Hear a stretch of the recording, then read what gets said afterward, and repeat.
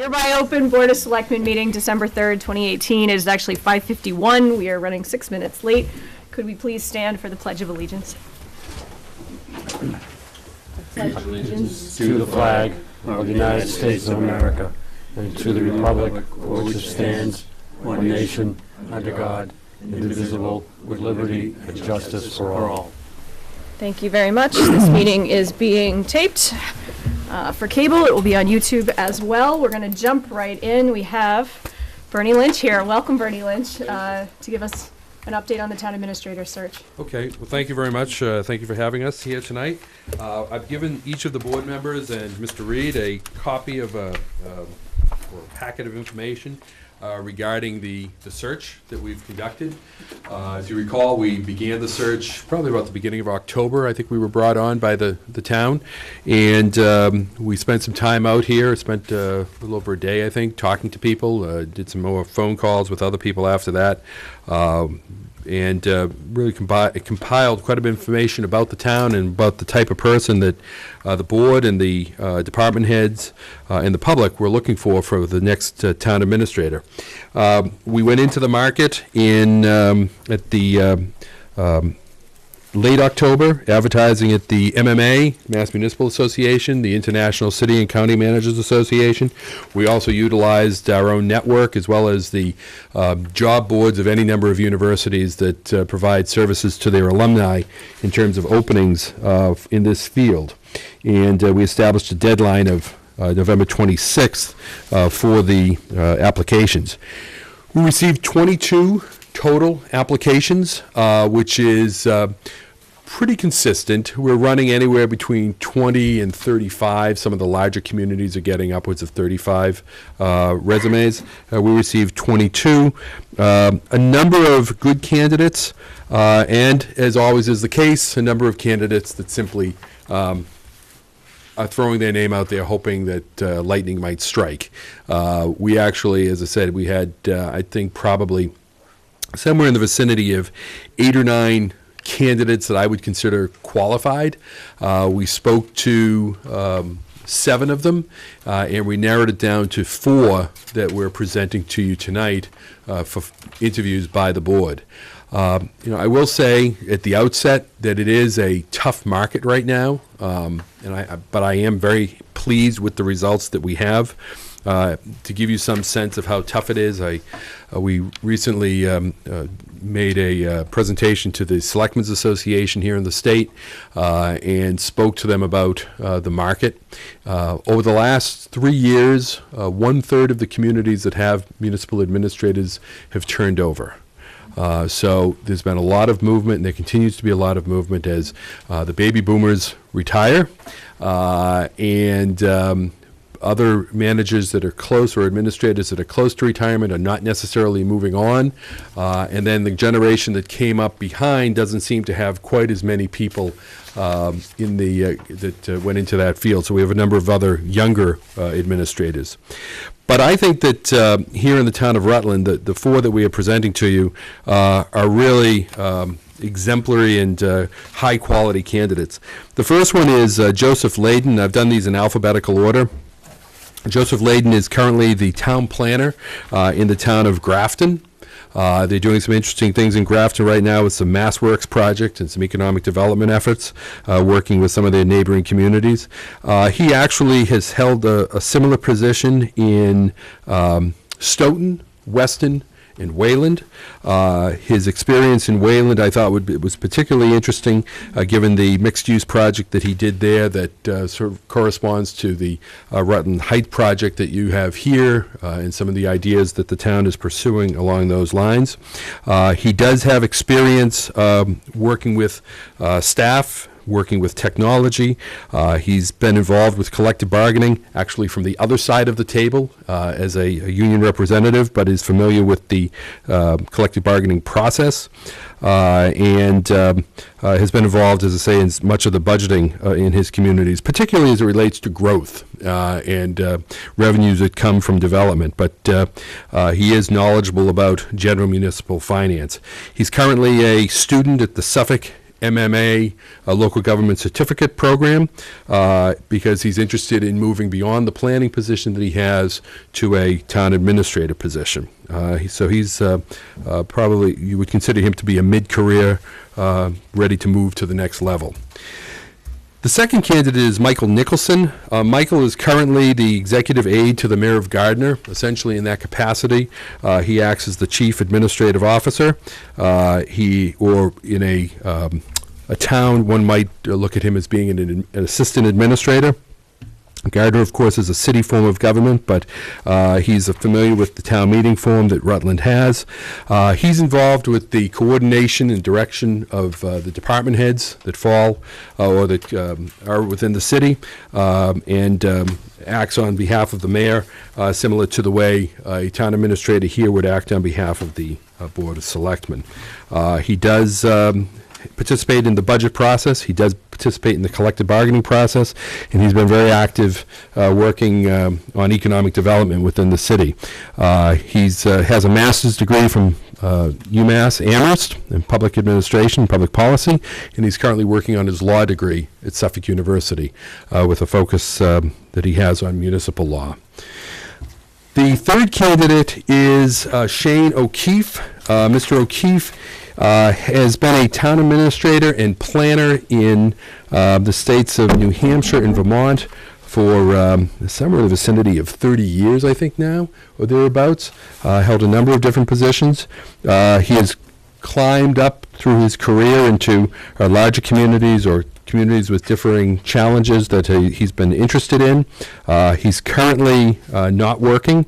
He left his prior position and was asked to return to a position that he held in another community to serve as on an interim basis. They asked him to stay on, but he'd made the decision that he was looking for something a little bit more challenging for him and more in line with his interests. He has the full range of skills to be a town administrator, having served in that capacity for a number of years. So he's done budget preparation, he's managed staff, done human resource management, projects. He's had some certainly some collective bargaining experience, and he's been very active in terms of economic development as well as negotiation of major agreements with the towns that he represents. In one of his communities, he negotiated a very complex pilot agreement with a hydroelectric facility, and so he brings those types of skills. Again, in terms of education, he holds a Master's of Science in City and Regional Planning. And then the final candidate is Dori Vecchio. Dori Vecchio is currently the Assistant HR Manager in the City of Worcester, but she actually acts as the HR Manager and has since 2012. The person who holds the title is currently the Assistant City Manager for the City of Worcester. But Ms. Vecchio has been in that, as I say, in that position since 2012, managing all of the HR functions for the city, including all hiring, civil service administration, collective bargaining, management of personnel records, and management of disciplinary actions. Prior to that, she served a number of different functions within the City of Worcester, most notably in the City Manager's Office, essentially acting as the second, not the Assistant City Manager, but the Director of Administration and Operations in the City Manager's Office, and acted on behalf of the City Manager in directing departments and managing projects. And during her time with the City of Worcester, she has been moved from department or offices as needed to develop her professionally, but also as a troubleshooter to be put into various departments that needed particular projects or processes implemented. She also served in the town of Westboro for a period of time in the Public Works Department, managing the business operations. And she holds an MPA, Master's Degree in Public Administration, from Clark University. So those are the 4 candidates that we believe you should talk to. We think that they, again, are of very high quality. We've done reference checks on all of them, and they have all come back with very positive comments from all of their references.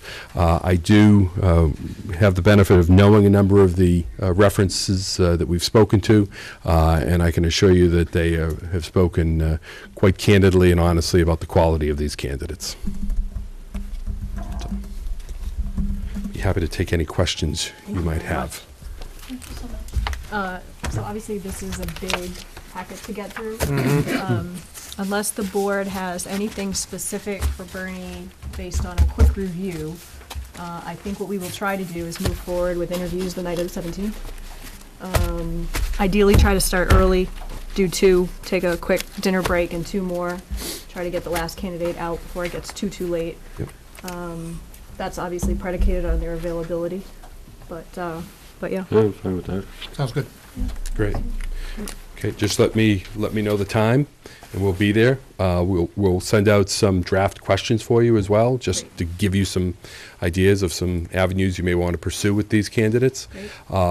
I believe everyone has my contact information, but before I leave, I'll give you a card. As you go through this packet of information as individual board members, if you have questions, this will be how you can track me down. I'd say any time, but try to keep it during the non-sleeping hours.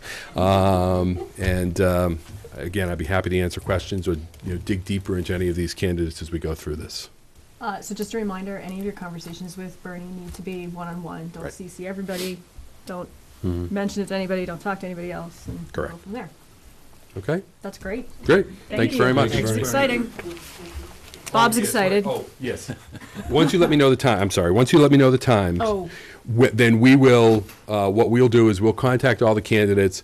We have a whole system that we use with them where we'll let them know that they're going to be invited in.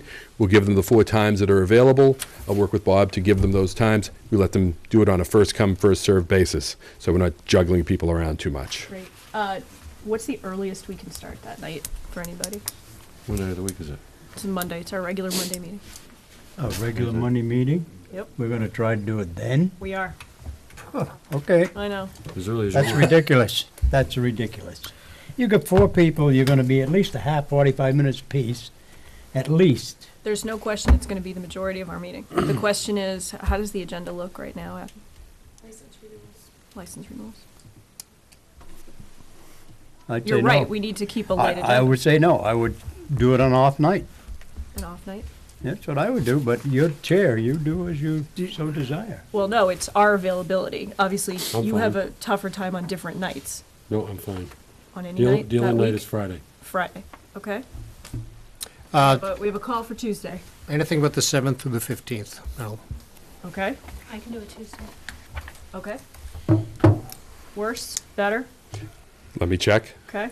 Do we have dates? It's the 18th, Tuesday. The 18th? Yep. The issue that I have with the 18th is we are booked that that afternoon and that afternoon till about 5. So if we could do something where we could get maybe started, maybe one possibility would be do 2 on the Monday and 2 on the Tuesday. Would that work? Skip doesn't love that. Okay. So the Well, what problem. would you like, Skip? The problem we're having is it's getting so close to Christmas week at that point. Well, it's the week before the holiday, so. Yeah. I don't know if people are getting busy in the evenings, things like that. 18, 19, 20 is bad for us, too. Okay. Yeah. Well, if the agenda gets busier, maybe you could just reverse it and do the interviews on Monday and have your regular meeting Tuesday, if Tuesday's a problem for Bernie. That was, That You all right would with work. that? I mean, let's be real. We're gonna put it on a regular meeting and it's gonna get blown. We Well, won't get out until midnight, for Christ's sake. I think Let's by be real. regular meeting, it was anything that could be put off was gonna get put off. Right. But, yeah, that's actually if the board could do that, that would be a great way to yeah, handle that. We could Okay. start at maybe 4, something like that. If On that Monday, the 17th? right? Yeah. or. Earlier the better, it's Really? fine. Okay. Yeah, or maybe even a little bit earlier, 3:30. Do I have 3:30? Do I hear noon? No. I would tell you right now, I'm the oldest one sitting at this board. I wouldn't and I know st- that. And I still work 12 to 14 hours a day. Yeah. So there's no way I could get here before 4 o'clock in the afternoon, Okay. 4:30. No All right. way. So 4 o'clock? Hey, 4:30 would be better. I have animals I have to feed. I'm a farmer. Right. You know, I'm the old-fashioned guy. I that, know. You know, You and I- works for a living. Yeah. So Okay, so that All right. puts us, if we power through all of them, 4 hours, late. 8:30. Yeah, I no mean, I'd dinner- like to. no dinner break. Yeah, if we could do the last interview at 8 o'clock, something like that. Yeah. It's tough to ask someone to come in and be interviewed at 9. I think in my head, Bernie, I was maybe thinking a 45-minute Sure. and then 15 in between, and we'll just keep that super short. Yeah, that works. Works for me. Maybe do 40 and 10. Yeah. Okay. All right. 4:30. 4:30, 4:30. Monday, All right. 17th. We'll work on that. All right. Great. Thank you. Thanks, Bernie. Thank you very much. Thanks, Sharon. Call me with any questions. Will do. Thank you. Thank you, sir. Bob, you know how to get a hold of me. thank you. Thank you. All right, onward. Custom fabrication. I know Dave is here. Come on up. And Dave already left his book with us. I'm going to start down here. Oh, great. Take a look at the book. Hello. How are you? Good. How's it going? Oh, yeah. How's it going? Like it better than you guys, I guess. Now we're all Tough right. date to get. It's all right. Abby, do you have anything you need from custom fabrication? Not at all.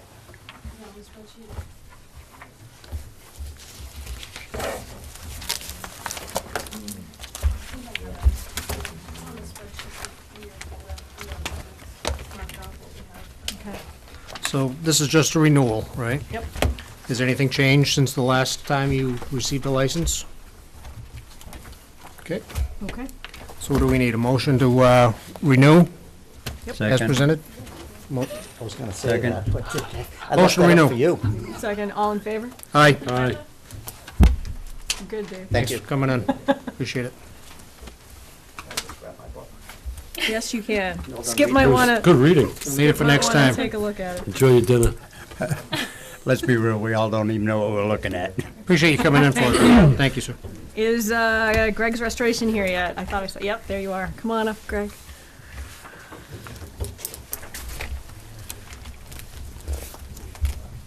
How you doing? Thank you.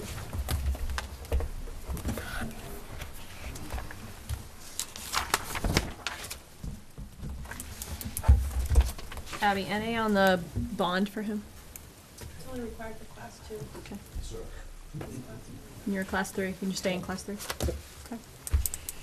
Any changes since the original application? Motion to renew Second. as presented? Any questions? No. All in favor? Aye. Aye. Congratulations. Thanks for coming in. Our next one on the agenda, Modern Classic, Kevin Lazaros. He had a family situation going on, left his book with us, if anybody would There you like to go. take a look at it. Thanks, you Have too. a good night. Thank you. Hey, thank you. Everything is in for him. We can absolutely make the motion and approve this tonight, and he'll come in at a later date for anything he needs to do. If there's questions, we can. Yeah. Otherwise, we have all this paperwork. Great. So it's just the approval of the report. Anybody want to look at the book? And he spoke to you and you're satisfied? He spoke to Abby. Yep. Motion to renew as presented? Second. Questions? All in favor? Aye. Great. Does anybody want to look at the You book? want to keep right his now? book down there? Good. Yep. Okay. Give it to Abs, you can As long as nothing's changed. All right, now we're suddenly ahead again, so let's go backwards. Could I get a motion to sign Treasury Warrant 12 and payroll? Make a motion to sign Treasury Warrant 12 and payroll. Second. All in favor? Aye. Aye. And we've got 3 sets of minutes. I'll make a motion to approve Should I just do separate motions probably?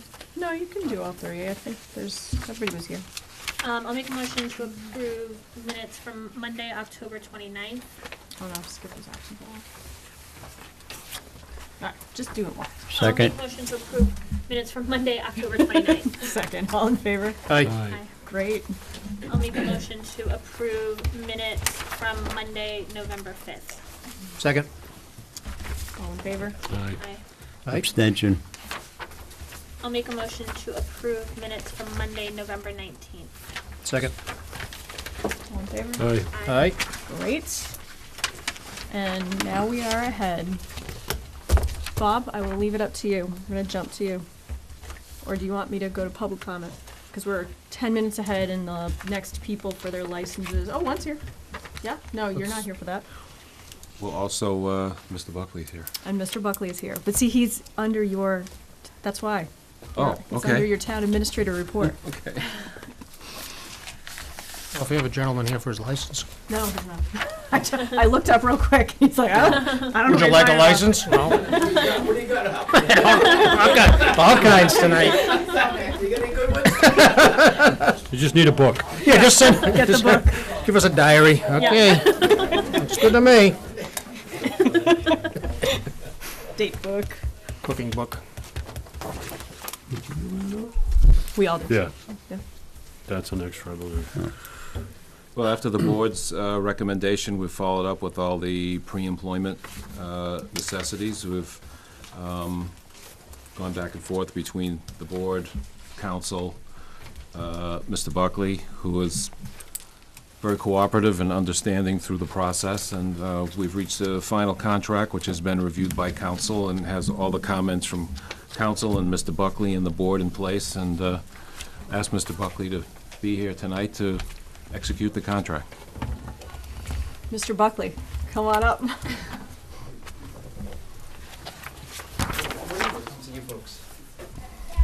I don't know. Come on up. Motion for all that? We do need a motion. I don't get to put that forward, though. The administrator does. That's true. Why don't you head over there? We'll see if anybody has any final questions while we make our motions. Did everybody get a chance to look at the contract? Yes. Everybody saw Bob's emails back and forth. We've had all the reviews. Does anybody have any final questions? All right, could I have a motion to sign, it'll be 3 originals.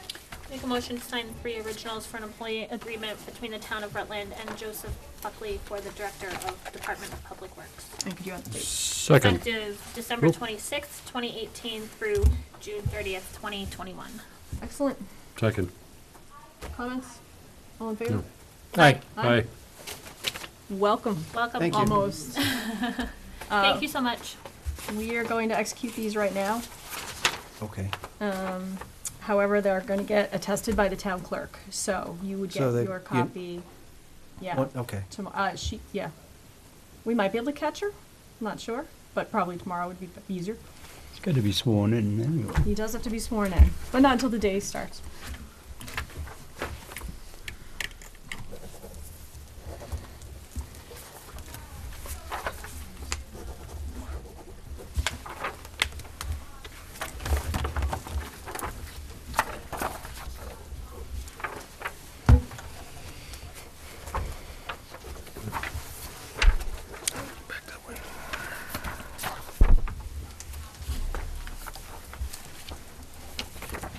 Let's not get confused, that's the warrant. Mm-hmm. I knew that. Okay. There's one. There's the contract. Yep.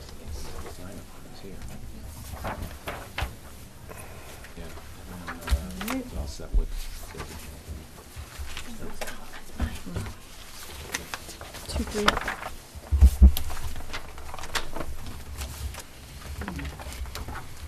Did you see what Anita found?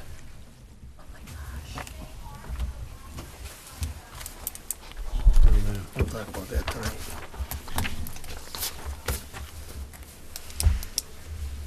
Joe, Yep. Joe could still sign while We're he's almost here. ready for you. Who wants to deliver them, Joe? Oh. Oh, Joe's coming up for you. Stand right there and sign it. Need a pen? We have lots of pens. We have a collection. Get those nice pens. Just a reminder, the signatures aren't done yet. We're gonna be signing the licenses. Once we're done. I got my sign-in pen right here. Wow. Look at you. It's fun. Oh.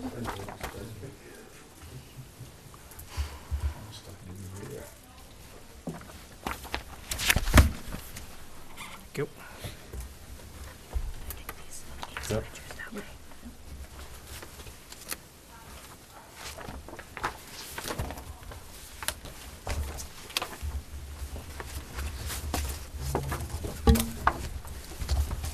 There you go.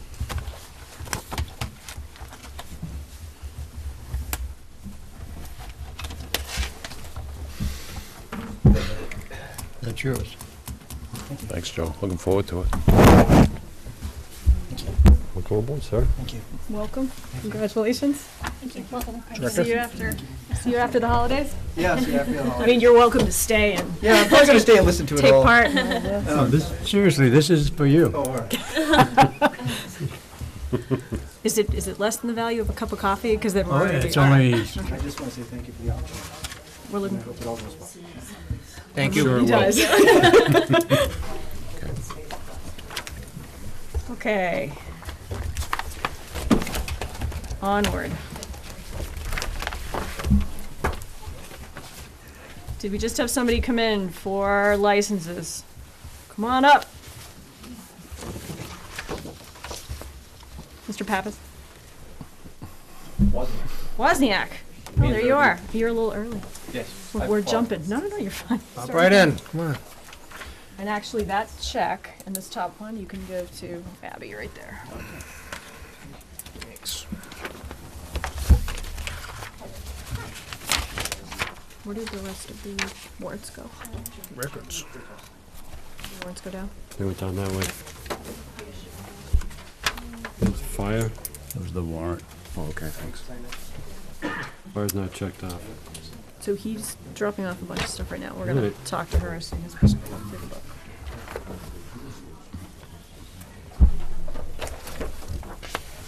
This one's all full. This is interesting. Yeah. Looks pretty good.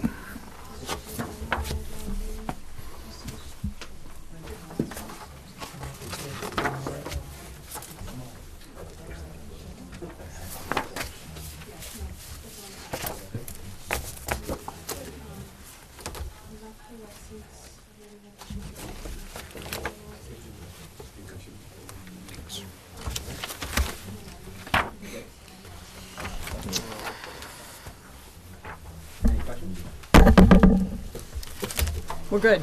Yes? We have everything? Okay. Any changes since the last go-round? Yes, actually, Tell us about them. Sorry, Fred. no worries. Fred H. Wozniak Incorporated is still doing business as Fred H. Wozniak Incorporated. The president last year was Fred H. Wozniak. He has stepped down as president and become a director. I, Jeff Wozniak, have become president, and my brother has become vice president. So the two of us have taken over for my father, and that's the only change. So that's reflected in the license. So license holder changes, but not to the business or the business model or? Correct. Business Everything model's been else is the run. same. I have run the business for the last 5 years.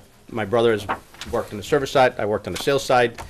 My father's just stepped away, and I mean, the last year he worked maybe 30 days the entire year. So Great. that's it. Incorporation's name. Okay. Excellent. Thank you. Thank you. Any other questions? No. No. All set with the books? Motion renew as presented. Thank you. Second. All in favor? Aye. Aye. Great. Thanks for coming in. Have a good night. Two.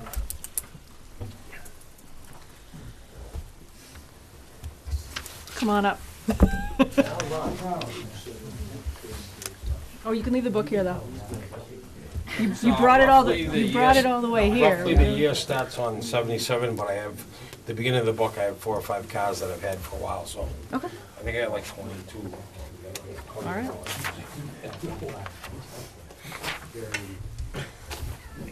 So you're Mr. Papaz? I am. Let me look at the Okay, book. and Mal's, is that on 68? Yeah, doing business is Mal's Auto Sales. Okay, Over on 122 by Four Corners, right? Oh, it's over on 122 by Four Corners. Is Yep. that your location? Yes, it is. got it. 204 Barry Paxton Road.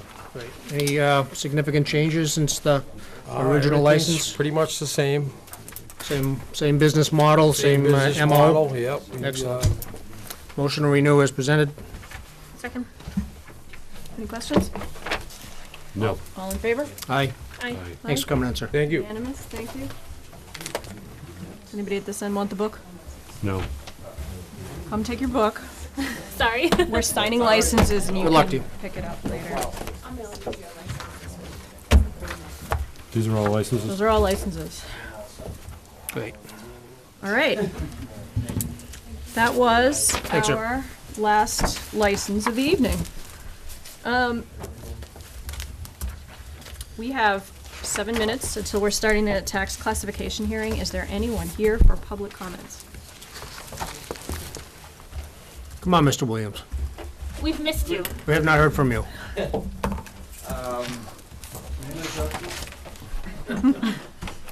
There will be days. Dick Williams, Overlook. And naturally, I forgot my paperwork at home, but one of the things I was impressed with at the Selectmen's meeting was the OPEB. And so I looked into it and found out that the town owes $5,200,000 and something, and they've only collected so far, or put into it, 200 and I think 83 or 63,000 into it, and it's due 2040, I believe, because I had an article I was going to bring from that Princeton had to have their money in by that time. How are you planning on putting that kind of dough away for that period of time?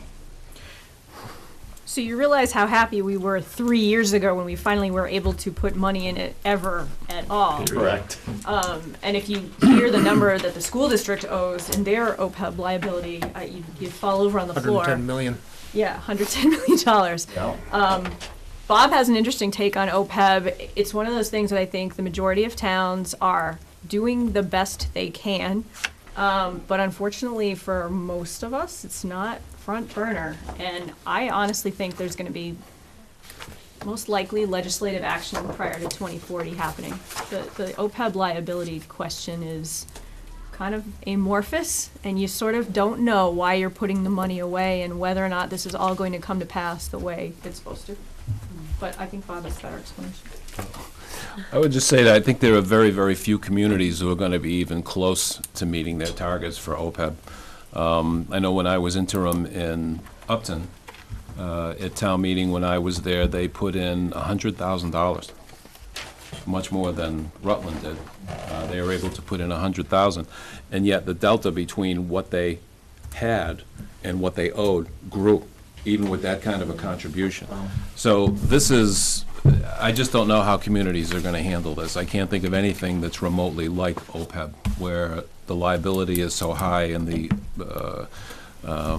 benefit of meeting it is just so unknown, and the communities are having such a difficult time with it. I think there are many communities that are putting in next to nothing in OPEB.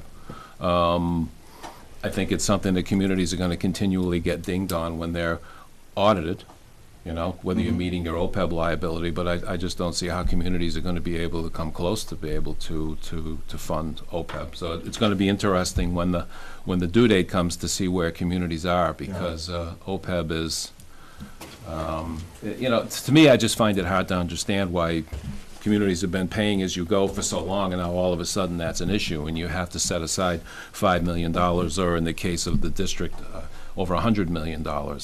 It's just going to be a very difficult situation for towns. Yeah, and also being on the Central Mass Regional Planning Executive Committee, you know, they are one of the better ones. They have put quite a bit of money aside versus some of the other regional plannings where they're, you know, they're just about had it. They haven't put anything into it, so everybody's in that same boat. But I just wanted to know, you know, your plans. You know, I'm hoping that somebody will change it. personally, I'm not gonna be here, so I'm not gonna worry about it, but I do worry about the town. So, it's just a lot of money. I had a couple other things, but I'll make it short for the thing. When I left a thing about Whitehall, the piece of property down there, that the town owns. And to me, for crying out loud, that is a way of trying to make a few dollars to do your dam on Muskapog, or either have DCR buy the property and put the dam in for you. But I really would like to see the town take over that dam and try to utilize either that piece of property or another piece of property, but that one the town owns.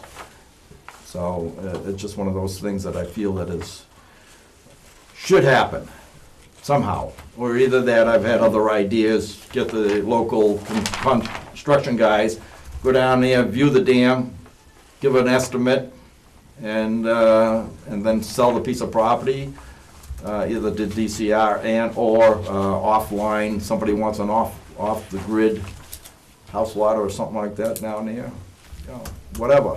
But something I feel that should happen. It's just one of those things, because it would tie in also when you people start getting involved, which I think you shouldn't, because you should be passing your water and sewer commission to somebody else. Then you would have known where the water table line was, a watershed line, excuse me, at the town meeting. I was a little concerned that nobody knew where it was when that gentleman was asking. And I'll leave it there, but keep it in mind, please, about that piece of property. And I'd like to see something go on. The rest of it, I'll save it for another day. Thank you. Welcome back. Thanks. I went out and walked that property. It's right before the rail trail line. That is correct. It used to be a carriage house or some Railroad sort of station. train station. The train station was up on the, not there, it was up on the top on the other side of I it. went out and walked it, and you could see where there was an indentation there. yes. It didn't look like, I was thinking, oh, could a soccer field go here? But it's not, it's not anything that's even remotely flat, but, If I had a lot of gravel, I said, town, take the gravel out, put it into the parking lot. a next place to door. go metal detecting, maybe. Yeah, true. But, yeah, well, I'm glad somebody took a look at it. Anyway. I did. It didn't look like anything buildable or whatnot, but I like your idea of using it as a negotiation tool to try to get something that we do want to control, Yep. the dam. So thank you for planting that seed. Okay, you're welcome. Is there anybody else here for public comment? Okay. All right, we're about 2 minutes early. I think we can start, Diane. Yep, we can start. We can start. So the next thing on the agenda is the tax classification hearing. Welcome. You all have your packets. So we're here for for a hearing about whether you shift the tax levy or you stay with one rate.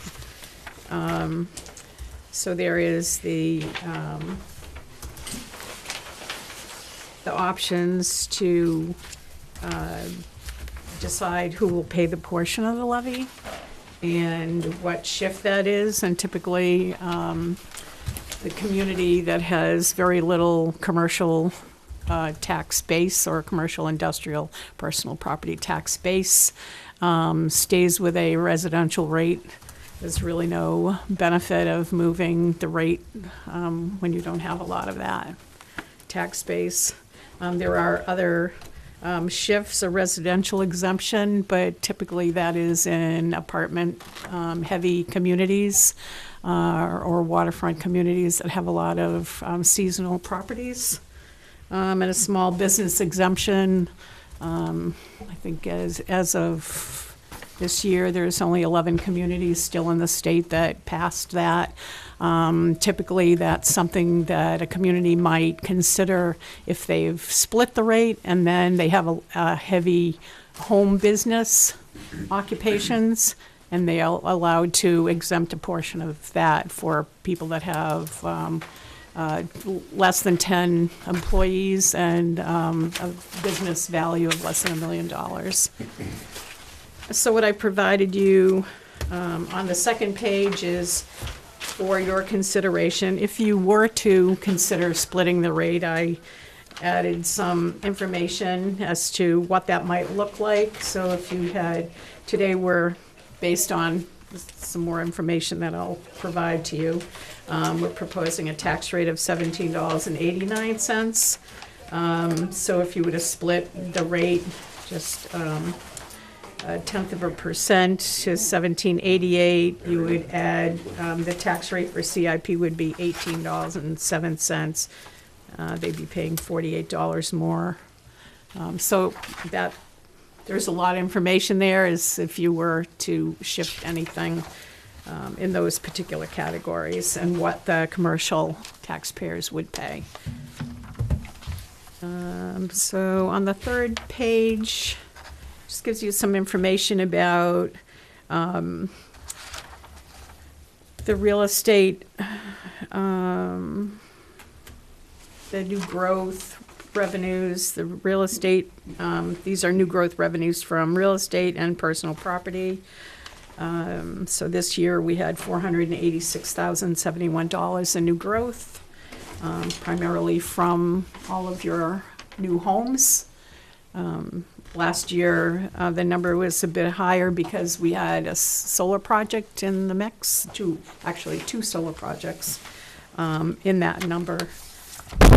Next year, I think we should be able to get a couple on the ground and taxed, so that number should go up considerably. I don't see based on the building permit numbers we have, I don't see the new homes getting anything less than 47 that we are taxing this year, plus all the other building permits that went on and all the new lots. So I just, on that page, I gave you a list of some of the top 10 taxpayers and what they pay. Interesting facts. Interestingly enough, there's, let's see, 1, 2, 3, 4. Top 4 are all pretty much one. And that's a lot of tax. So the average single-family home valuation tax bills are there.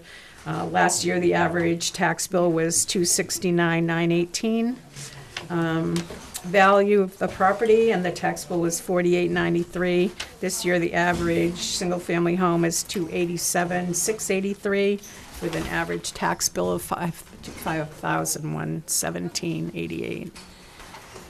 Says so the average increase is $224 a year. But with averages as they are, when you look at averages and analyze those facts, the reality of that is more, if you go to this page about why values change. This is a talking points sheet that we'll have available on the tables in both offices and in all the other offices in the building. It does say the average bill increase is $224, but when you actually do the analysis of all of the properties that changed, so that anything that had huge numbers because it was new construction, makes the factor a little bit different. So really the average single-family home bill will go up about $350 when you take those numbers out of the equation, based on the percentage change of the single-family home market. So the analysis on all of that was done over the past year, using the 2017 and 2016 in some cases in different classes of property. We have to use 2016. And we also review the first 6 months of the 2018 sales. So the market is still very hot, still rising, still bidding wars on property. So we say the average single-family home went up about 5%, but in reality was between 3 and 10%. Some cases it was more because there were improvements done to the properties.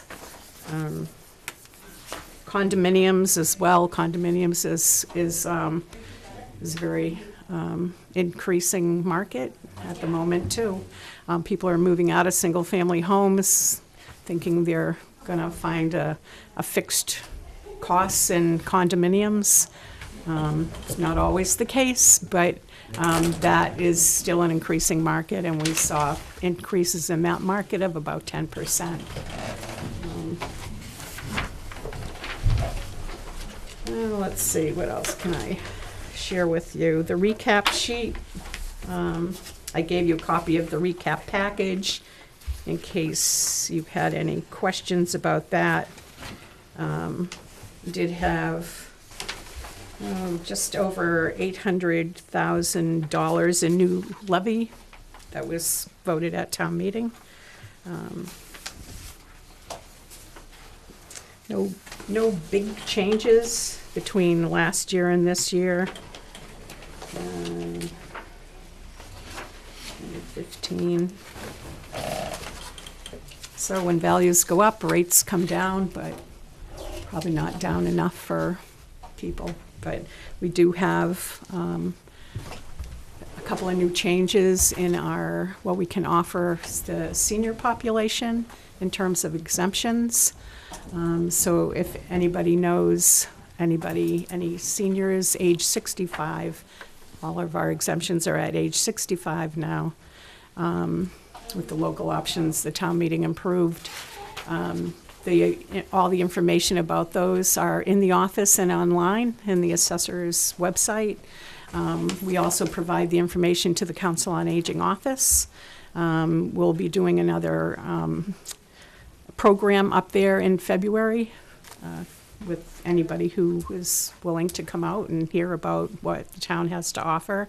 The new one this year is really the property tax deferral, trying to keep people in their homes, trying to, instead of them lagging behind on payments and having to some type of other payment arrangements when they get into trouble, this actually helps them defer their taxes until they sell their property.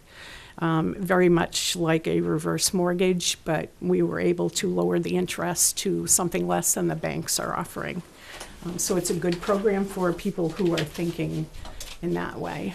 And usually if you know somebody who has a family member who's taking care of somebody else, we can certainly provide them with the information, willing to do program discussions at their homes as well. So if you know anybody, let us know. So if there aren't any other questions, we do have the tax allocation page. So we're here to inform you that the excess levy capacity for the current fiscal year is $6,935.85. Didn't leave any money on the table. Apparently not, nope.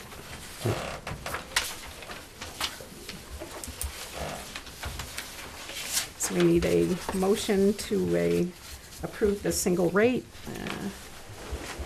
and that you have been informed of the excess levy capacity, and then I'll have you sign the paper. So just to clarify with everybody, we hold this hearing in accordance with MGL. We determine the residential factor and the percentages of tax burden. I highly encourage, and I know the assessors have been great about this, about putting all of this information up online. But one of the things that's available to people all the time is the tax rate. It's very easy to find off of the homepage, and if you look at the Rutland tax rate, particularly starting in 2006 and pretty much right up until today, our tax rate's been increasing pretty exponentially. We had a couple of years where the tax rate was going up over $1 per thousand valuation. So, I mean, as Diane pointed out, this is such a complicated thing to explain to people, seeing your valuations go up is a wonderful thing. And it makes your tax rate go down, but it doesn't necessarily make the bill go down. There is a website out there, it's actually a realtor, I think, and they do this really wonderful interactive spreadsheet where they show you every city and town in the state of Massachusetts, and you can sort it by different things. And one of the ways you can sort it is highest to lowest. And the lowest tax rate in the state of Massachusetts is in Chilmark, out in Martha's Vineyard, and it's something like $2.75 per thousand valuation. However, if any of us here in Rutland houses, yeah. that their bills, don't dwarf ours, well, and that's probably one of the clearest pictures we have of explaining to people that the rate and the valuation and the fact that your home values are going up is a good thing. It's a mark of a healthy town. But you won't necessarily always see your bills go down, and of course, we all know that gets back to us bearing so much of the brunt of this on the residential tax base. Gets back to Diane's question. So she's looking for a motion for a flat tax. We're really, at least in my opinion, not in a position to do a split tax rate, but that's why we're here. If there's anybody from the public who would like to speak to this tax classification hearing, this is your chance. No? No. Okay. Could I have a motion? I don't feel comfortable enough about the numbers game, so I'd like to hear from someone who might be, yourself or Bob. So I'm not just throwing out motions here willy-nilly about something that affects our pocketbook. What's your take on this, Bob? We had a discussion about this last week. Becky was involved, town accountant was involved. I guess it depends on which question you're asking. I mean, as Sheila has explained, even though the rate may go down, the valuations will still go up. The value of the tax bills will go up because valuations go up. But I would support what's in front of the board, whether it's the expenditures, whether it's what's being left on the table, or the one rate. I think it's all proper. And that's what we've always done, right? Yeah. Oh, Single rate. Yeah, So. yeah. I can't remember a time that we even had a serious discussion about it. Okay. I mean, we're just not in a position. Actually, so on like page 2 and page 2, 3, and 4 of the recap paperwork that you have in front of you. So it shows you the revenues and the offsets in this year. So there's your estimates for local receipts and what you got in for local receipts the prior year. And then on that last page is everything that went to town meeting. So it's really just all we do is put the numbers together with all the votes, all about what made up the levy to get to the tax rate is what happened at town meeting. So if you want to change any of that, happens there. Happens through your budget process, happens at town meeting. Everybody good? I'll make that motion for you. Motion to approve the single rate of $17.89 per 1,000. I'll second it, I guess. No choice. Heck, right? What are the options? Go to jail? Yeah. Do you want a separate motion or there was a second part? Nope, and it has levy capacity of $6,935.85. What do you want us to do with that? The motion is all right? Yep. Did you Include get the that, motion. I have no kids. Abby? 6,900. $6,935.85. And everyone to sign and print their name, please. I just need a vote before you sign. All in favor? Aye. All right. Thank you for all this hard work. And if you ever want anything else added in there, I started a sheet. I think I can finish it, but if you want me to start doing like all I want you, so 2 days. Start adding that. I mean, the more the better. The top taxpayer information I is, had a question the other day. yeah. Thing to add into the report. Did you say, is this the final that's going into DOR? Yeah, we always say it's a proposed tax rate, because until the Department of Revenue goes through all the numbers, I think they've done quite a bit of scrutiny already on it.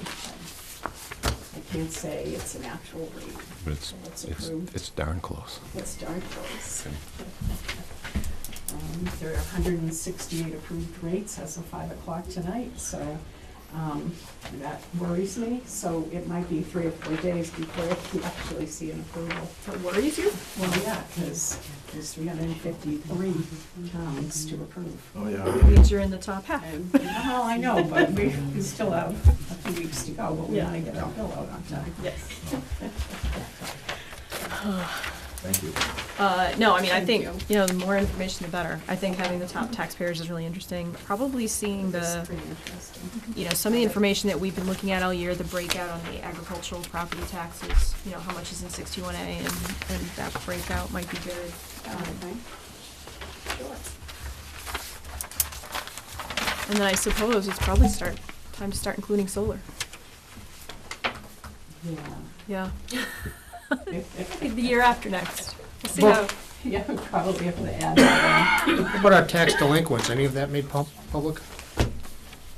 Becky? Is it anything public? Yeah, we got we have a public list of those who pay the most taxes. We have a public list of those who haven't been paying taxes. I mean, I can provide it to you, yeah. Yeah, I think when we had the, the tax, I was asking for more money to collect the tax. I Yeah. did provide you with the list of everybody that has the outstanding taxes that are in tax title. Okay, so it's like So- 16 or something like that? There's 116. 116. 116 parcels, yeah, that are in tax title. It was 123 a little while ago, so we're working on it. It's slowly dribbling in, but that, again, if there aren't payment plans in place, we actually have to set up, send them to land court to foreclose on the property. So, and that's That's what the 15,000 that's where is for. the money comes from, is to, all the legal expense to get to foreclose on it, so we'd rather have them pay and work with them to pay the balances down, but, I can provide that list Yeah, to can I you get that at list any again? time. Yep. I'll I'll do the email it to 16. you tomorrow. No rush. Okay. Thank you. We know how much work your office, Dan Haynes puts into this. Really can't say enough. I mean, really appreciate this. I don't Lot think of people numbers. realize how much goes into this. It would be great to see if they can take a look at this, particularly your. If anyone Your wants a cover copy sheet. of that, Yeah. that paper will be everywhere, and Okay. Becky and I have looked at it today. The more that goes up online, I think these days, Yeah. the better as PDFs. That would be great. I'll look at it. Including the delinquent list posted on the website. It's a public record. It's public record, I mean, It what's, is a lot of people. Sometimes- maybe Right. someone Sometimes be put it in the embarrassed paper. enough to pay. That's right. Some towns put it in the paper. Well, I know, but that costs When money. When they're first, when they're first, Put it on the lien, website. when they are advertised, when the lien is put on their property in the first place. So Right, but they all go you- in there. I mean, I don't want to embarrass anybody, but I think you're in the right direction by getting the money to go to the land court to try to get the egregious violators out there, people who are making zilch of an effort, at that process. I think, Amends. I think if we were gonna go with the public shaming option, we probably should give notice to say, please be advised, in whatever, 6 months, the following is going to be posted on the town website, or, I don't know. Let's take a That's look at your big- list. Yeah. Thursday, Thank you again. but a Thursday at the time. Tax rate is set. It's lower than it was. It's lower than the year before that. Hopefully we can keep this going. But pending DOR approval of it. Pending Yes, DOR. that's what I was just saying, behind you. Yes, sorry. Looks like Dan spent a lot of time there already, though, so I Yeah. have a good feeling about Yeah, it. Yeah. All right. Thank you. Thank you all very Thank you. much. So, just curiosity, she just said it's lower, our rate is lower, but the taxes aren't The any lower. assessment's higher. Well, it's because This your is property what they went up. should understand out there that's looking at this. Right. Our rate is lower, Yeah. but your taxes are gonna be higher. Yes. Because you made 5 to 10% more on your farm. Well, Value. it's, there's people out there know it. Right. Well, no, it's a good point, Skip, but I think one of the questions, Diane, I know we asked you last year, was that the properties on the lower end of the spectrum when it came to valuation took a really big hit last year. And despite the fact that their actual values, if they had gone to sale, they really wouldn't have realized that. They were seeing valuation increases, and it hit the most vulnerable people the Yes. hardest. So when you say to somebody who's got, a new construction, high-end house, your tax bill's going up because your valuation is higher, okay, those people, you hope and you assume they're in a house that they can afford, and this is part of that affordability is their tax bill. But, to your point about the senior programs, and I know I know we've exchanged some emails, right, with Becky, just to ensure that the town has everything available. Because I know Nancy was in here earlier, we should have had her come in. I think Nancy, even in her last senior newsletter, was advertising that there were still applications available for the senior tax work-off program. And I don't know if we need to take another look at that program and change our financial requirements if we don't have enough people applying and they're not taking advantage. I mean, it's, it's one program. They don't know. They probably don't know.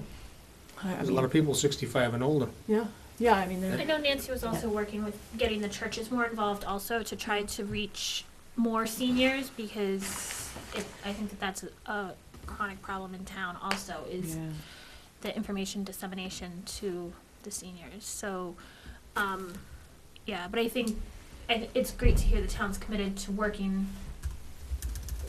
as best as possible to keep people in their homes, and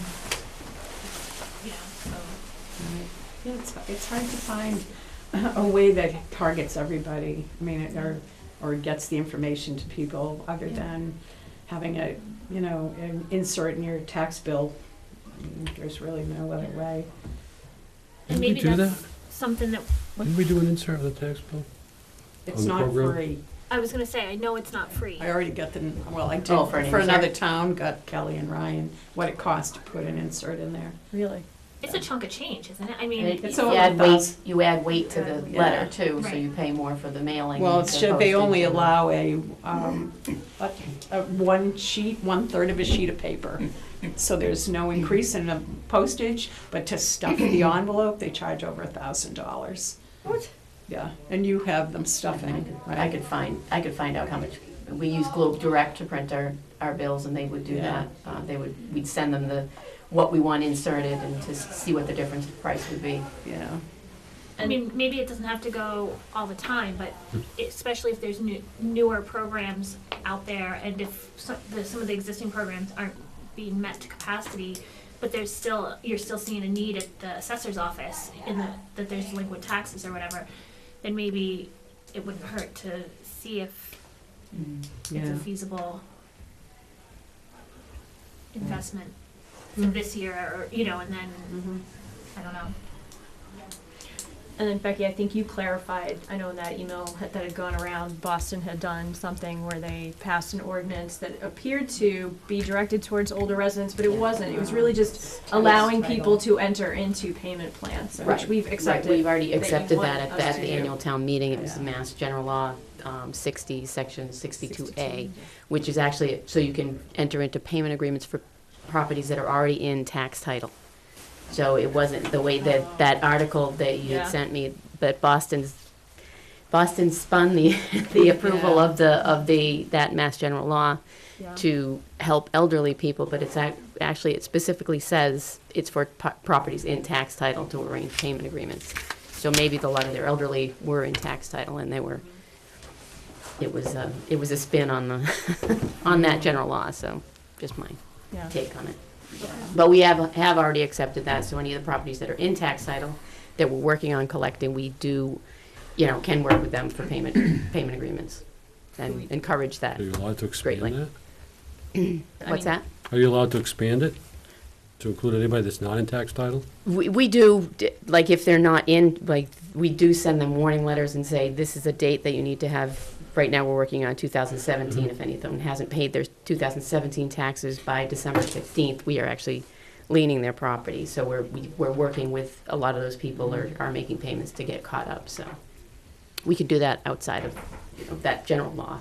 So, yeah. All right. Thank you Thank again. All right. Back to Bob.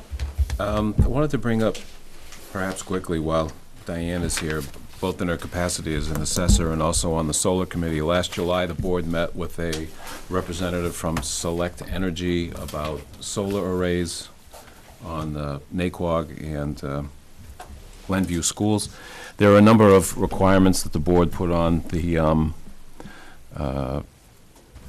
vendor before you would approve the license agreement. I informed the board, I think many of those license requirements have already been met. I don't have a license agreement yet for Naquag. Didn't know if the board had any additional questions. Perhaps if you still have additional questions, we could either answer them in the next 2 weeks or have Mr. Herr come into your meeting on the 18th. Looks like it'll be the 18th. 17th, I hope. Monday? If we're doing the That's interviews the on interviews. Monday, if we have a lot on our BOS agenda, I think we said we would push the BOS meeting to the Tuesday, right? Is that my understanding? Well, I guess we'll see how busy it gets. Okay. I mean, we had a conference call last week. I think the legal review, the pilot program was brought up, whether or not there was any conflict with a previous power purchase agreement. I think all of those issues have been resolved. I think the issue of whether there's going to be any revenue and where it's going to go is still to be decided yet.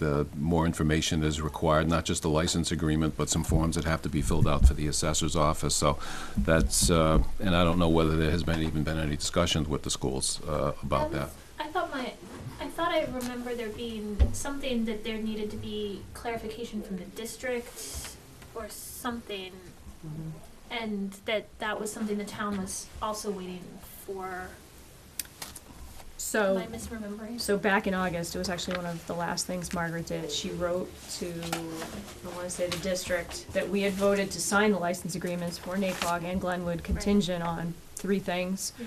That legal review, that the solar committee began discussions regarding a pilot, which I don't think has started yet, and that the district do its due diligence regarding the CTMS roof, which at the sales pitch meeting was presented to us as, you know, you can get a new roof out of this, but for now, we don't really want to talk about the school that can't have solar panels. We want to talk about the schools that we can put them on right away, and let's get that done, and then we'll come, we'll sort of circle back to Central Tree.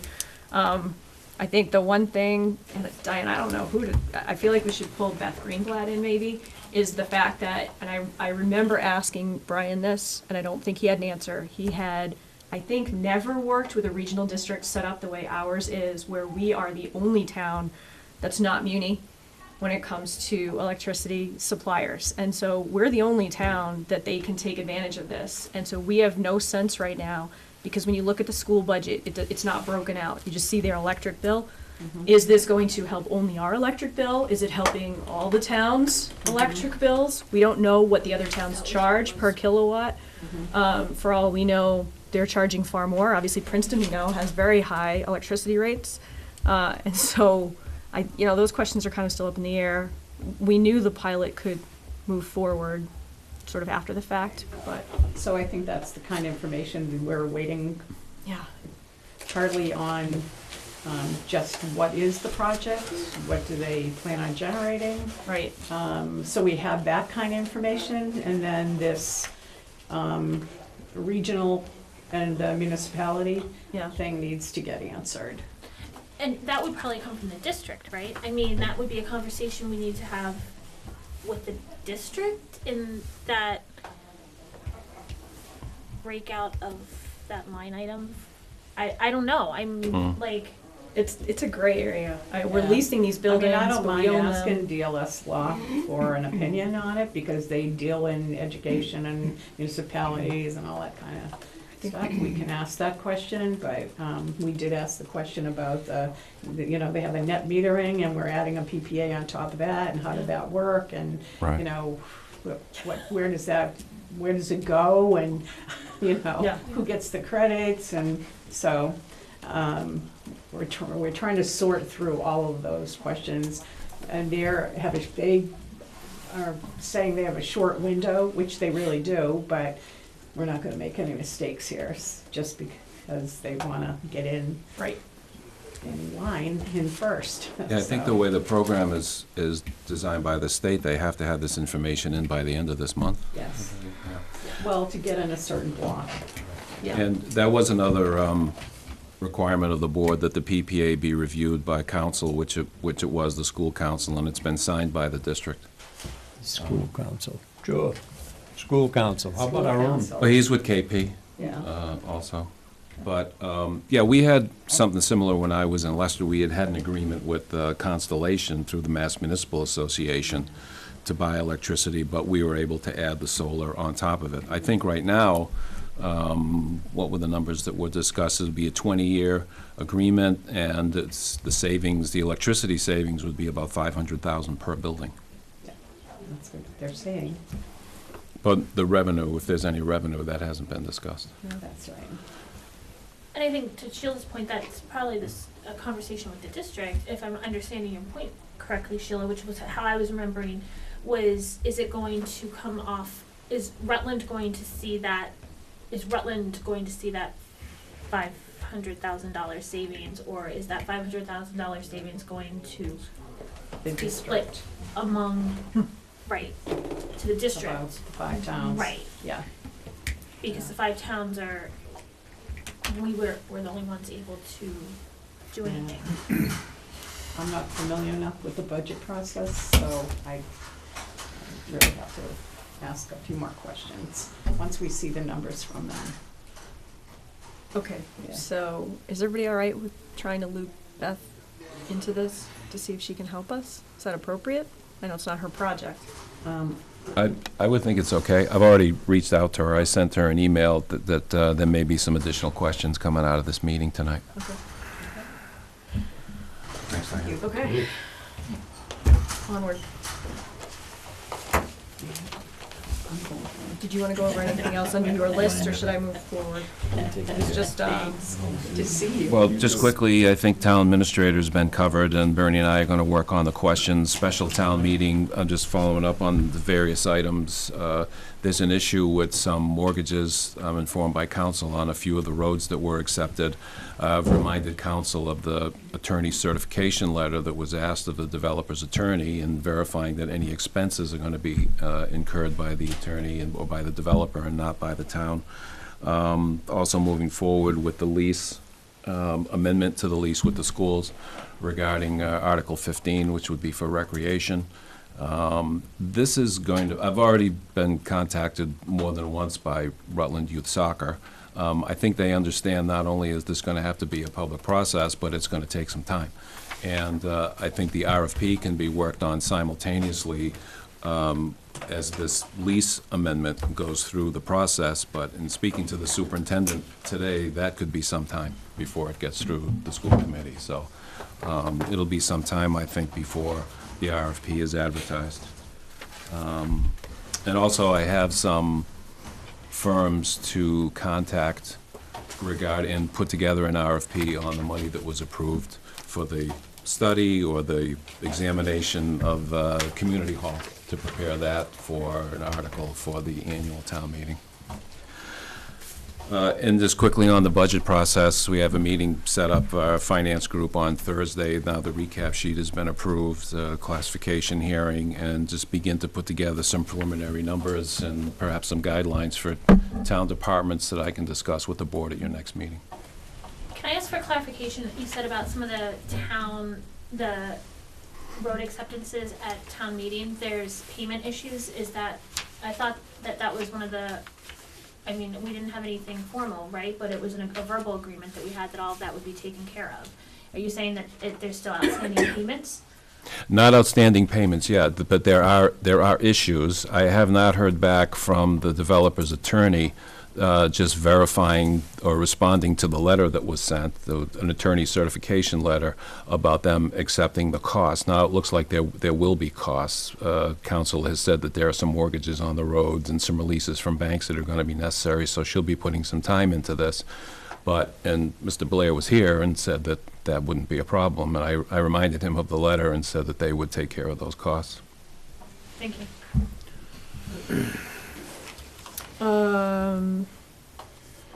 Okay, I'm going to go a little bit out of order, because why not? It's Gary's last meeting and he's only been here for an hour, so, you know, I apologize. But it was mainly because we were jumping off something that Bob had said regarding the whole soccer field thing. You have a draft and a copy of an email in your packet tonight. I'm jumping down to down to new business, to the agricultural fields planning. So this is not meant to be a policy. This is meant to be a very, very rough draft, but I just want you to take a quick look at it. And also to the email chain that I had with somebody from USDA regarding special soils. As you might remember, it came up, that question at special town meeting regarding whether or not the property was on the list of important farmlands, and we ended up doing some research. The one thing I didn't include tonight was the list for Worcester County northwestern part. I do reference it in the email that you have a copy of, but I can also have Adam forward you that actual list that was a download from the USDA site. Bottom line, and Rutland Ag had reached out just to make sure it wasn't something that they needed to be present tonight, but this is really kind of a first step in a process to ensure that everything we talked about kind of ends up happening and moving forward. And so just to take a quick look, it's a 10-step plan. If anybody has any comments on this, we can add it, not to the next agenda, which we're trying to keep short, Abby, but I guess to the first January agenda. And feel free to, do what you need to do. In the interim, and that's the note at the bottom of this draft, which anybody can have a copy of, there is an event that the Westminster Agricultural Commission is hosting the day after New Year's Day, and it's specifically in regards to agricultural commission's role in holding agricultural preservation, in holding conservations, and so I think it was made clear that Rutland AgCom at least will be attending. It's, as far as I can tell, it's an open meeting. Anyone can go if you're interested in going. But this, is at least the beginning of maybe where we can head. One of the other things I noted in here was reviewing other Mass communities' plans for best practices, and it seems pretty clear that Amherst is gold standard, cutting edge for that. So hopefully Margaret can maybe help us out a little bit and put us in touch with the right people out in Amherst to see how they did things. Anybody have any questions? Right now? No? Okay. And then I'm gonna jump back to Bob, because you had the abandoned housing initiative. It sent some information to the board on this. It's a program that's run through the Attorney General's office. If there are properties that have either basically been abandoned or have a series of code violations that make them uninhabitable, they're not responding to the town, they're not responding to the Board of Health, the building inspector, these properties can be turned over to the Attorney General's office. They'll send a letter. If there's no response, they'll appoint a receiver that will take care and make improvements to the property after a title search has been done, after the owners have been notified. And then ultimately, if there's no reimbursement from the owners on that, the property can be put up for auction. Fire chief, building inspector, Board of Health were all at this meeting with the representative from the Attorney General's office. They're all in favor of joining. We did this when I was in Leicester. At last count, there were 135 communities across the Commonwealth who were part of this program. In case the board has any questions, but I would recommend getting involved in this. As I said, departments are in favor of doing it. Nothing against the town, but I think it's the case all over. It was the case in Leicester. I think when property owners get a letter from the Attorney General's office and the Attorney General gets involved, that gets their attention and gets results, which I think is largely the point of the program. But the Attorney General's office will take over basically once it's been referred to them, and I think it's a good way to resolve any particular problems that the town may have with either abandoned or distressed properties. And these would be properties that, where they're, as I said, serious code violations that simply aren't responding to town departments, and nothing's being done with properties that are issues. If it's turned over to the Attorney General and then it goes to receivership and eventually auction, who nets that, any income that would come from that? Does that come to the town, or does it go to the Attorney General and then get funneled? Well, I think the town would have first lien on the property. I think I can check with the Attorney General's office. I think the payment of taxes would come first if there are any taxes, but I think the purpose is for the receiver to recoup that person's money. And then you'd be dealing with a property that has been repaired and is put out to auction and is in proper condition. Is there any cost to the town to go on to enroll in the program? Would it only be for properties that are in tax title, that we have a lien on, or that the town has foreclosed upon, or is it for other properties? It's a good question. I think the assumption is that they would be. I don't think they have to be. Yeah, because I know there's, in talking to the building inspector, that there are properties that are in disrepair, but the property owner is still paying the taxes on it. So, and we haven't foreclosed on those properties, and the building needs to come down, or something needs to be done with it. So we don't own the property, the town doesn't own it. It's still owned by the property owner, so. No, I think that's a good question. I think that, Gray area there. I think they can be, I don't think they have to be, but I can check. Is the board comfortable with moving forward with this program? I like it. Kind of seems like a no-brainer. A track record from Leicester to compare it to, right? So. Right? The model. The model? That's good. All right. Let's do it. Did you need a motion, Bob? I think Yes. we do. That'd be- Motion to proceed with the program? I'll make a motion that the town authorizes the town administrator and BOS to continue moving forward with the abandoned housing initiative program. Great. Great. Second. Anyone? All in favor? Aye. Aye. Unanimous? I oppose. Not unanimous? No, it's not. I Hold on. oppose. Okay. We'll talk. All right. Hey, if you're paying your taxes and you can't get enough money to repair the building, at least you're paying your taxes, right? Mhm. But even it passed, so whatever. Well, I'll check on that, Skip, too. All right, I'm doing the quick three things, and then we'll go to the big, long list. Under ad hoc bylaw committee, we had discussions about this. Obviously, now we've gotten through special town meeting. The planning board bylaw subcommittee, really, they got through everything, right? All of the bylaws that were presented have passed. They've been submitted to the AG's office. We'll wait and see. Our discussion after that point was, and I think Peter, I don't know if Peter's going to come out of the room or not, but I think Peter Crane in particular was looking for us to begin the process of dividing the two, separating out the planning board from general bylaws. And the way we'll do that is with his codification process. We will have some other general bylaws, most likely, that we're gonna wanna try to get into this spring annual town meeting. And so I think the question tonight for the board is, we can absolutely set an ad hoc bylaw committee now. Ironically, we should have a bylaw for a bylaw committee, so the ad hoc bylaw committee might have to draft their own bylaw to be added to the general bylaws. Bottom line, I think tonight we would need to begin the process of advertising it, but first setting a number of how many people we think is an appropriate number for something like this. Once we're able to do that, we can work on setting a very specific charge for them. We talked about this. What's the model number, 3 to 5? It was 5 to 7. Odd number? I thought it was higher. I Yeah. thought it was 5, 7, or 9 even. Yeah. No, you don't want to go too high. What do they have now with the planning board?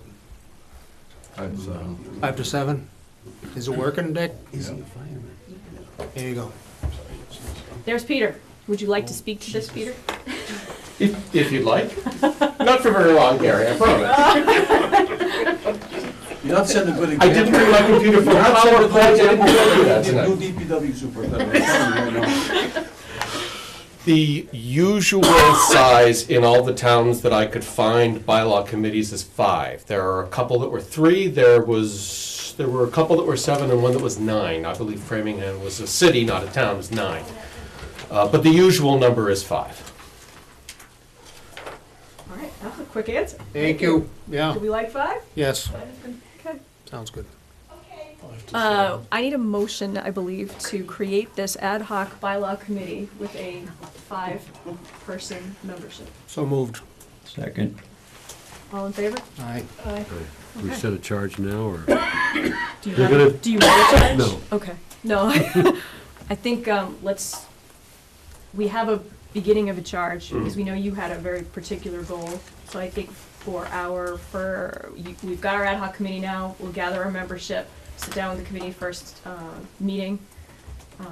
Any members of the board can attend at that point, and maybe we can work with that ad hoc committee on formulating a final charge. Sure. But we can all, if anybody has goals, I know we've been throwing around some bylaw discussions in the past few months with several things and several issues. So it might be a challenging list of things, or at least a goals list, if not a charge. It will be. I think we need to be careful to complete the modernization and codification effort before, that is such a large body of work. I don't think we would want to muddy the waters with too many extra bylaws in addition to that to get that done in the most expeditious fashion. So I guess what might be a great first step, do you mind sending Abby your thoughts about the framework of the charge, which usually is short, a paragraph? Right. And we'll jump off that. I can do that. And we'll be advertising for 5 members, of which we know Peter is on top of the list. Thank you. No. Top of the Anita's application. the top of the list. Okay. True enough. Great, Thank you. thank you. Thank you for all that work so far. Welcome. See, we're almost done. You have very interesting documents in your folder regarding perambulation. You might remember that we were contacted by the town of Princeton, whose official town perambulator wished to start the process with the town of Rutland. It's something that I want to give credit where credit is due. Former Selectman Ray Becker brought to our attention, I think, when the board first changed and his son was elected, and said it hadn't been done in a while and we should do it. Nobody ever did it. Now another 11 years has passed. And Anita speaking of Anita, did an enormous amount of research, went into the big vault, found a lot of old paperwork, and ironically, we are in the 5th year, the year that the perambulation is supposed to be done. So, here we are. So where we last left off, Skip was not here that night, and we deferred on making a formal vote to dedicate who the representative perambulator would be. So I wanted to wait for Skip to come back to offer of right of first refusal. Otherwise, I would step forward and do it. So Skip, do you have any interest in being the perambulator? And none whatsoever. I volunteer. Could I have a motion? Make a motion that Jeff Stillings be named the town perambulator. Second. Any discussion? All in favor? Give it to Aye. him, yes. Aye, it's unanimous. Thank you. Congratulations. I have a few words. So, since we began the discussion of perambulation, I've done some, a little bit of research in there and found out that this is obviously a very old general law, 42.8. It goes back to the 1700s of basically acknowledging where one border starts between the towns, your neighboring towns, and looking to see, where your cornerstones are between the town. Now, this is obviously well before, GPS and global satellites and things like that. So we did reach out to Anita to say, where do we start? Because it hadn't been done in a while. So where are the corners? Now, Google Earth will tell you where the corners are, but are there any physical markers? And I was excited to see my first marker on Turkey Hill Trail the other day. And sure enough, there was a stone, just like you said, with people marking the date in there. My daughter was with me. I'm so excited. So there's the first stone. So the most accurate record that our town clerk was able to find on the physical location of the stones has been through an old Mr. James Ledger, superintendent of the DPW, his report back in 1983, which really specifies 9 stones to be found. And just having some fun with it, with our town clerk, asking, what else do you have for records of the perambulation going back over the years? And of course, as our chair had mentioned, that every 5 years, the law says that you're supposed to walk it or view it every 5 years. And she was able to find records in there.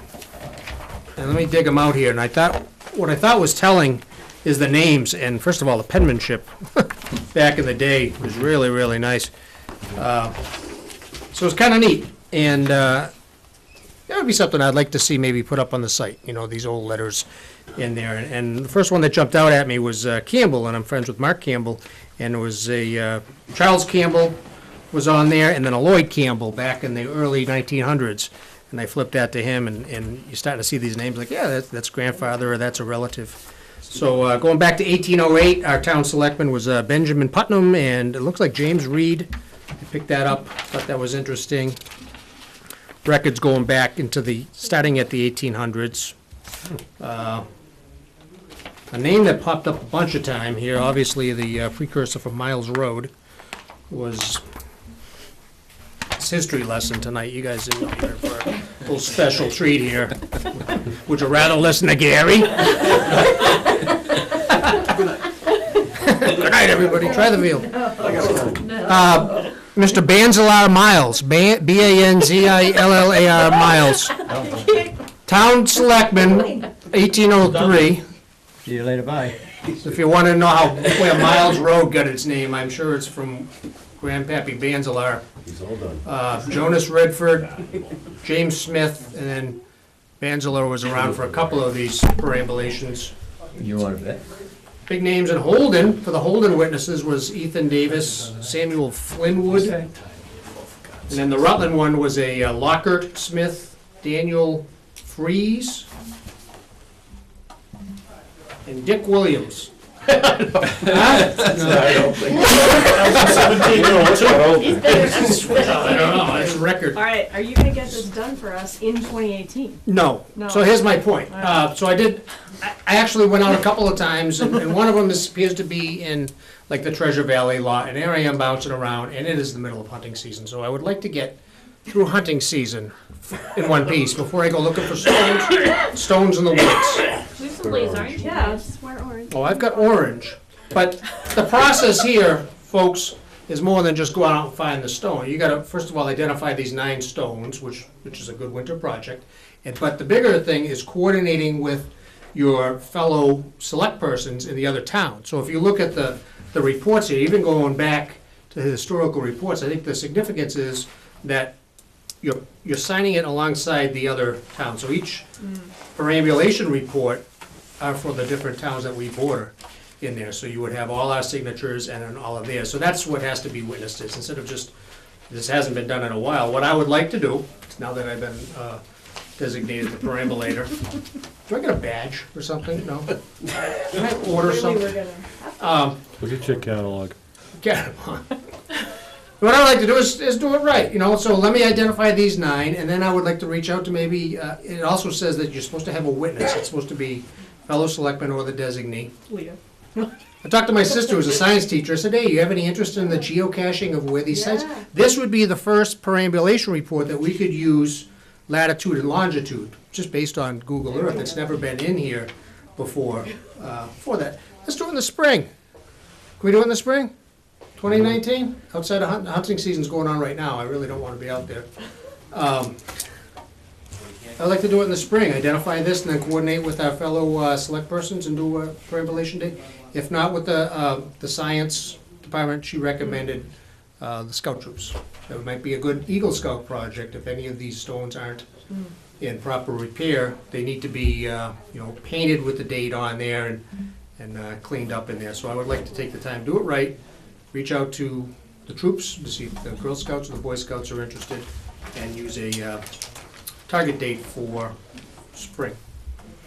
Right? But I think these letters themselves are fascinating. I'd like to make digital copies, preserve them. Just the names, the penmanship, you start to see names that you recognize.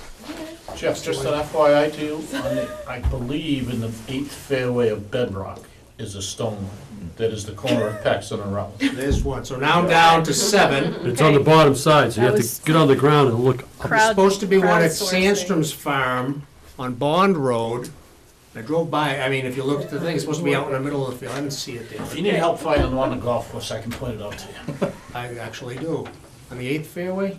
See, they're not open now, so we'll have to wait till spring. I'm not gonna lie, Well, I it's never open. thought we would spend that much time on perambulation, but it's fascinating. I'm very excited. It's All right. fascinating. I'll All make right, it more interesting. we moved on. Ready? Hold on. Thank you. What? Jeff, it's still open. I just got a comment that the one on Overlook is missing. It's been missing now for, I'm going to say, at least 10 years or better. That's in Princeton, I thought just finished. Yep. So I haven't been down there, so I didn't see it the last time I was down there. If they put it in, I got funny feelings they did not, because it's still a town road but unmaintained. So there was one on Overlook. Down at the very end. You check Mr. Ledger's report. I mean, that's stuff that should go on the report, right? Yeah. We're missing it, and then we do it back. You know where it's supposed to be? Yeah. All right, I'm gonna let him check. Thank you for that, we'll talk offline. Moving on to my last thing, it was the street sign request. This is back again. I think we said we were also waiting for Skip on this one. So this is another stop sign request. Yep. For Campbell and Glenwood. And I think Peter Crane wasn't here either. And we had lots of questions. Everybody has signed off on this. Gary, Nick, Yeah, Seth. for two. I know. They're looking for a third one. I don't Actually, see the I think they're point. looking for numbers 2 and 3. Yes. Why? All it is the brush. Cut the brush down. They haven't had an accident there, have they? I No. don't think Nick said, I believe Nick said there was been no accidents there. The only accident they have is when they come around the corner too fast and plow into the tree in front of that new house. Right. Okay, but there's been no two-vehicle No, accidents. two cars. There's no need of stop signs. They're not gonna help anything. Cut the brush down so you can see. I think my concern with the stop signs is Glenwood continues. There's no break in Glenwood. It Right. continues. So why you would make a Glenwood person stop because somebody from Campbell's not doing what they're supposed to be doing, I guess I didn't get the logic of it. I sort of still don't. I feel like putting the stop signs in there would cause a lot of accidents. Just Well, because, Absolutely. I mean, because people don't are know about currently, that. I mean, people are currently used to, I don't know. The three on Kimball are ridiculous. All you need is a yield sign there. I'll entertain a motion either way. I make a motion that we leave it like it's set up with two stop signs and not add the third one. Cut the brush down. That's the whole problem. You can't see. That's it. Do we have a second? Second. Yeah? Yep. Okay, so that's a second to essentially take no action and not approve this. Correct. All in Right. favor? Aye. Take care of that. Okay, Thanks for your input. save the best for last. Did we lose Bob? Bob got Gary back, but we lost Bob. Oh, no, he's there. He lost a dozen eggs and he went out and begged Gary to come back.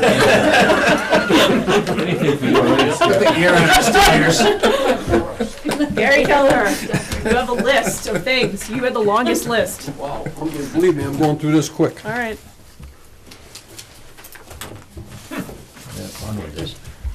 Okay, I sent to you folks the grinder pump policy and the water sewer drainage specs for your review. All the specs are is revision or update, because the other ones were so old, and they are including the grinder pump policy because we never had one. I don't know if you had a chance to review it. The specs are actually 61 pages long. We do have that one in place now, but we have a couple of additions here, such as a grinder pump, so I sent those to you for approval.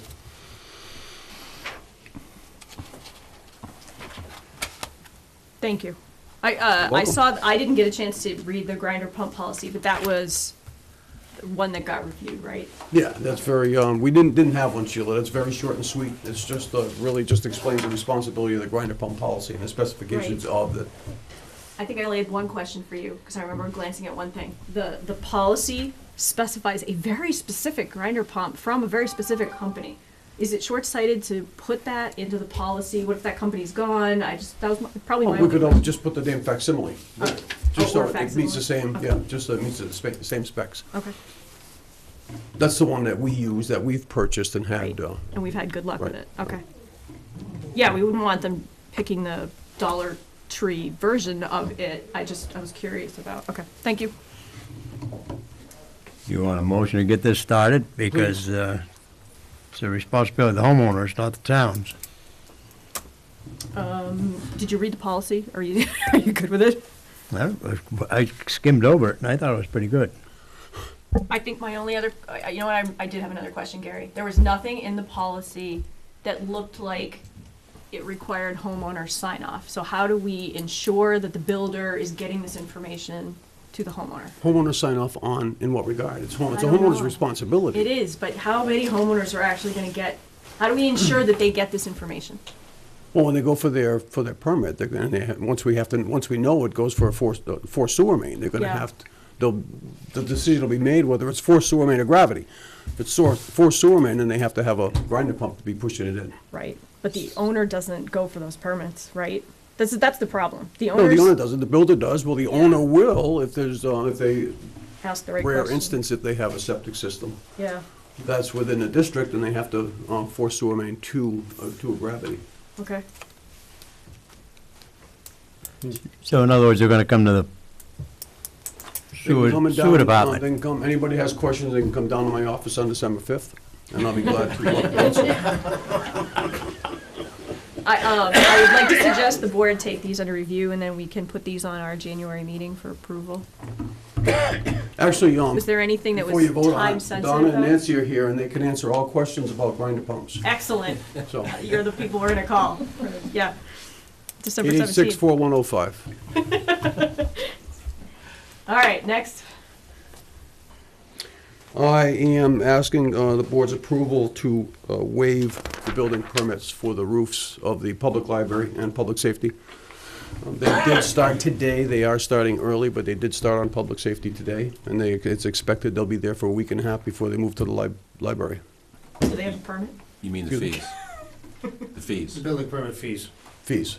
So moved. I knew it. Is there a second? Second. Okay. Oh. Are there any You can't comments? second it. Are there any comments? No. All in favor? Aye. Thank you. I have in the packet for DPW new employee, equipment operator, laborer, sewer worker, the name of Patrick Coffey, so I'm recommending his hire. He was the only person that applied, and he also applied on the last vacancies, so he is in the position of obtaining his licenses now, as per the agreement with the union and the town.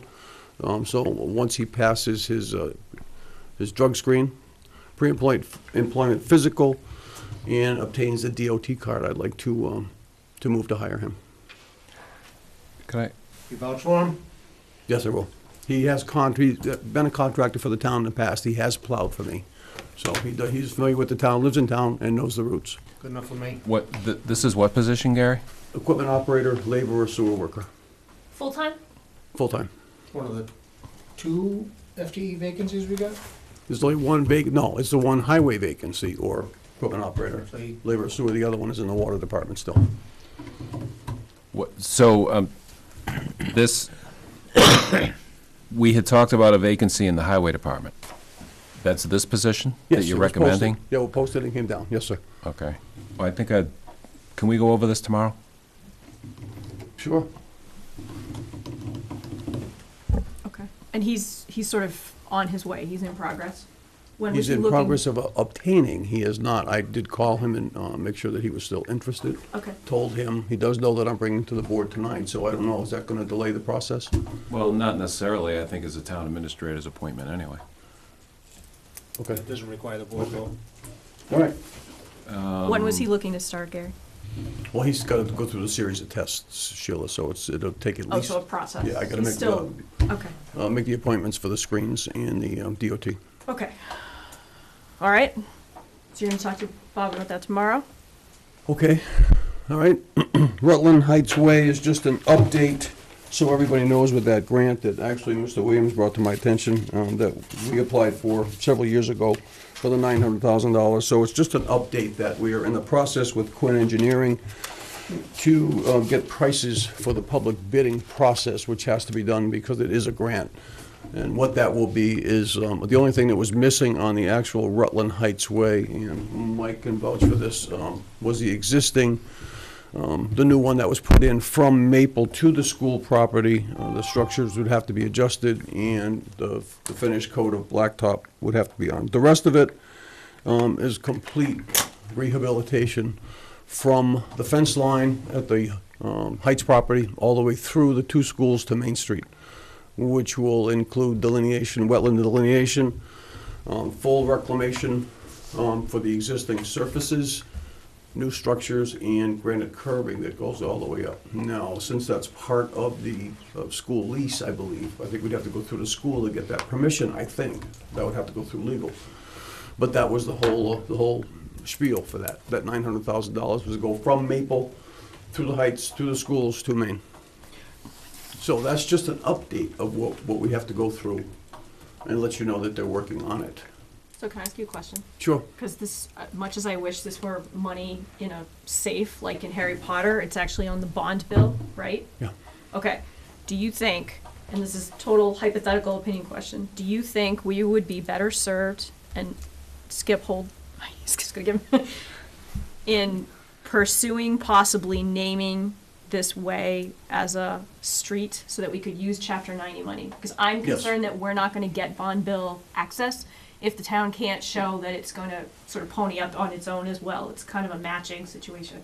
Definitely. Okay. It would have to go through on the inventory of MassDOT as a town-accepted roadway. Okay. Okay. It isn't now? No, the only part that's accepted, which is not on the inventory yet, is the actual Rutland Heights Way, which goes from Maple to the road that the DPW built, that connects the two. That's not on the Chapter 90 list. Excuse me? That's a Is town it? accepted. Is it town accepted? The Okay. town accepted it, Oh, yes. okay, so it's just the other. Okay. All right. Okay? Is there a vague number from Quinn? No. Okay. No, because it's just a public bidding process and has to go through the proper channels. Any and all contractors that bid on it have to be pre-qualified.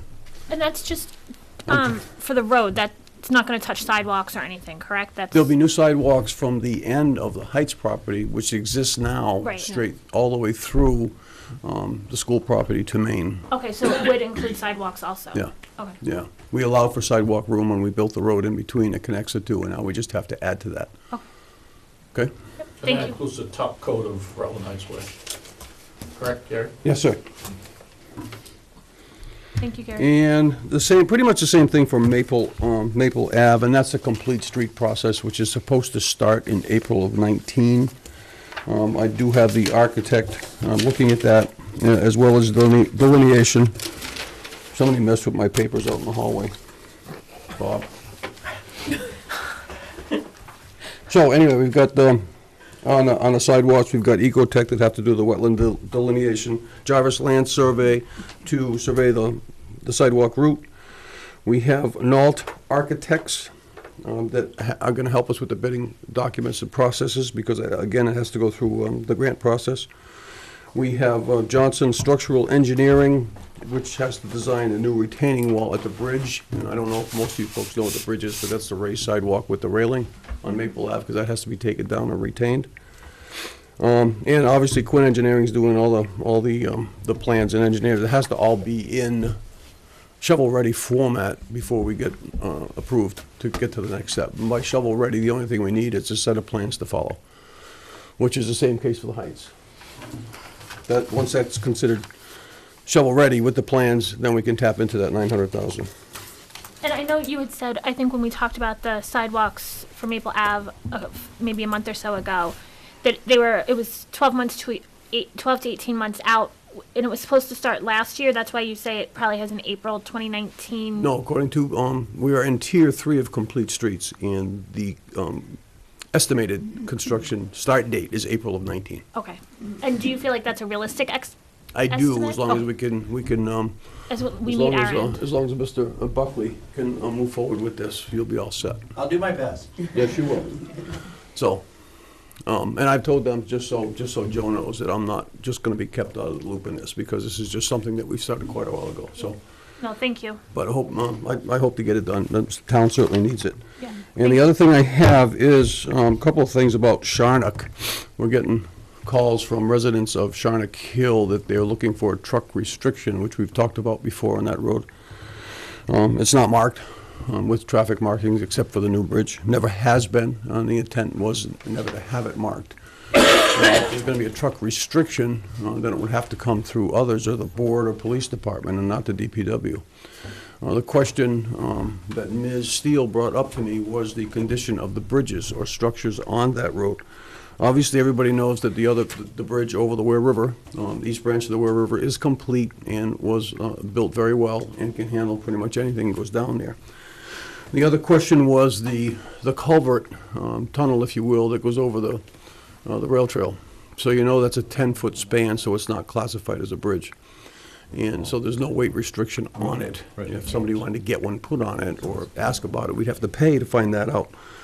But it does, according to the Mass DOT inspection report, it does pass their inspection. The only thing is, Mr. Reed and I have talked about, is there are some improvements that have to be done to the railing and the steel. DPW has taken all of that apart and rebuilt that. It's in the garage now, and it's going to be brought out tomorrow to be welded back in place. At that time, we'll be able to take pictures and send it to Mass DOT. But there are no, and you saw the grade report, Bob, there's no problems other than that with that bridge, with that crossing. It's not classified as a bridge. Okay? So that's just, now, but, I shouldn't say okay, because I don't know where you guys want to go with a truck restriction. So we had talked about this briefly, right? Yeah. If we did a truck restriction on Charnock, then that would, the trucks would probably come up Palmagussit, Yes. right? And Of then course. we would look, I assume then Palmagussit would look for a truck restriction, which would be keep them on 68 68. Main Street, right? Either going up 68 to get this, I'm sorry, 68 through the center of Rutland Main Street up to 68 to bring them out further north, up to Route 2 and beyond. Right. Yeah. And the reason they're using Charnock and, or Palmagussit, is it shorter? Yeah, I mean, definitely. generally? Yeah. Yeah. And then they're going to Pleasantdale. I think the problem is it's a slippery slope. Nobody wants big trucks in the road. Nobody does, but I don't know. Yeah, they go Pleasantdale too, which they really should be taking a left or continuing on 122 and going up to Main Street and 68 and beyond, or through Barry, depending on where their final destination is.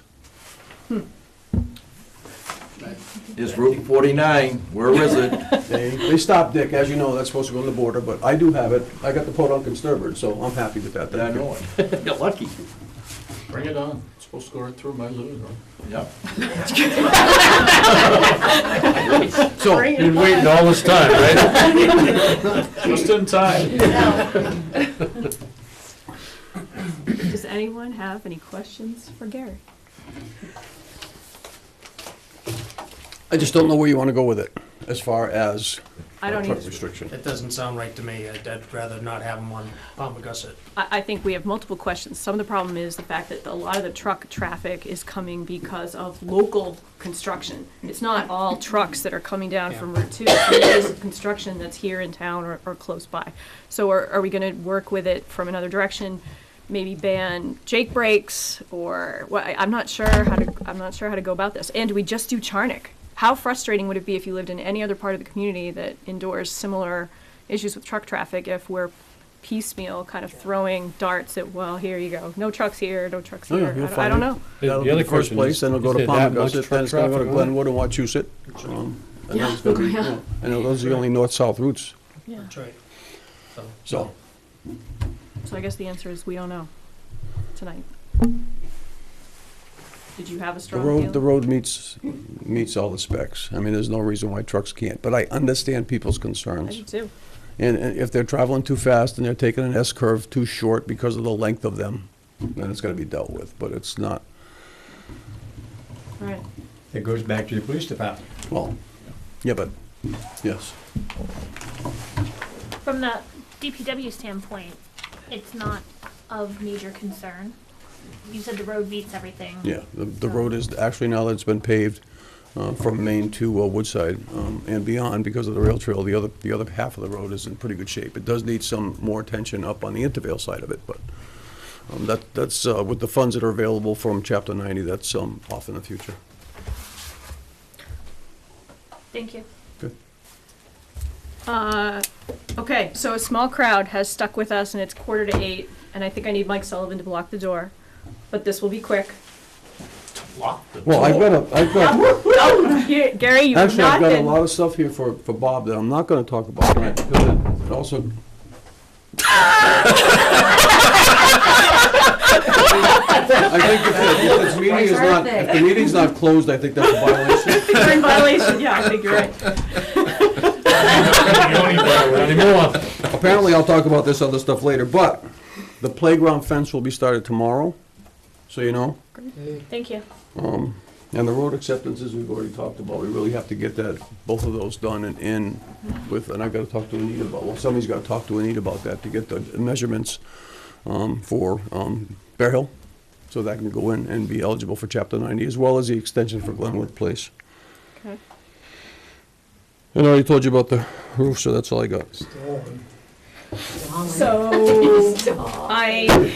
I think everybody in this room knows it's Gary's last meeting tonight.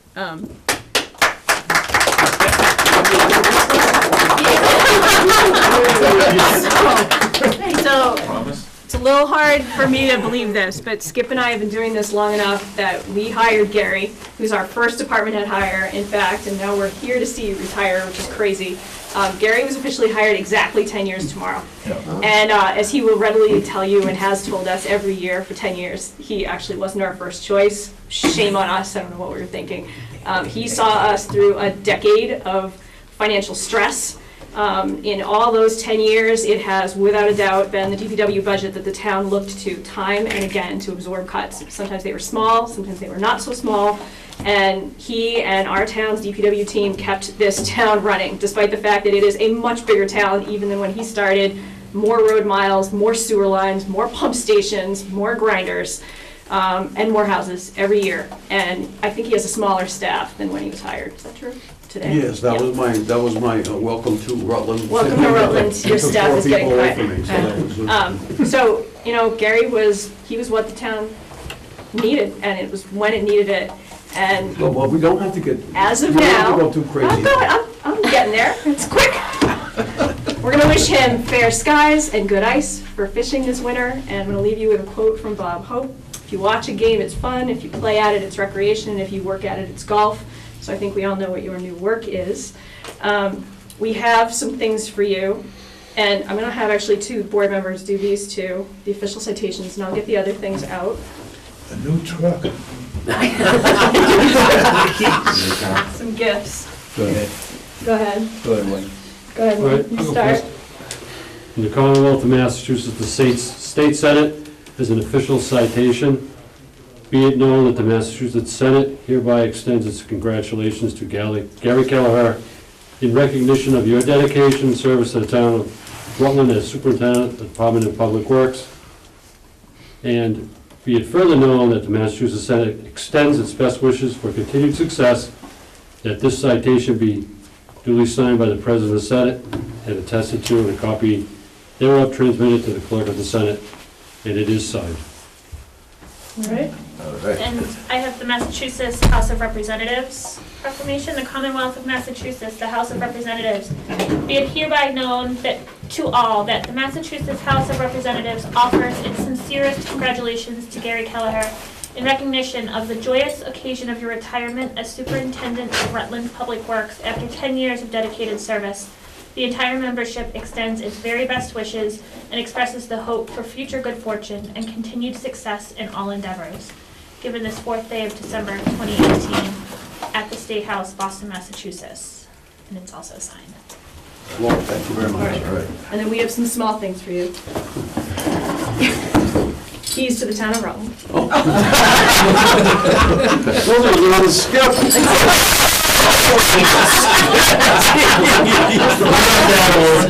We're not allowed to have alcohol in here. This is a flask for us to fill with Rutland water, finest water from the source. So we'll go get some water from the water fountain as we walk outside. And, hold on,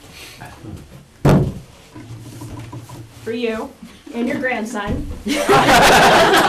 And we got you a magnet to put on your truck because you never put it on ever the whole time you were here. All right. Gary, you've been after it, don't truck, you finally got it. Here's your new truck. No plow though. Hey, Gary. For everyone who waited around until almost 8 Jesus o'clock, here is our Christ. cake. Now, for anybody who watches Gary, you know, he actually tries to eat healthy, so he might turn around and say, I'm not eating cake. It's cake, so just in case, we got salad. That hasn't been recalled. No, romaine. It actually literally says romaine harvested after 11/21. Be safe. And before we cut the cake, we have one last thing, in case people noticed. It was on the agenda. I will need a motion from the board, so you all need to come back here. Motion to read.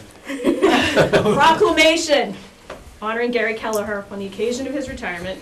Whereas Gary Kellaher, Superintendent of the Rutland Department of Public Works, will officially retire on December 4th, 2018 after 10 years of outstanding and meritorious service to the residents of the town of Rutland. And whereas Gary Kellaher began his distinguished career as Superintendent of the Rutland Department of Public Works when officially hired on December 4th, 2008. And whereas Gary has given a decade of service to the residents of the town of Rutland, and whereas through his 10 years of service, Gary helped guide the town DPW through serious fiscal challenges, now therefore be it resolved that we, the members of the Select Board of the town of Rutland, take this opportunity to express our sincere and grateful appreciation, extend to Gary Kellaher our congratulations on his well-earned retirement, and our best wishes to him for continued success, happiness, and good health in the years to come, and hereby name Tuesday, December 4th, 2018, to be Gary Kellaher Day.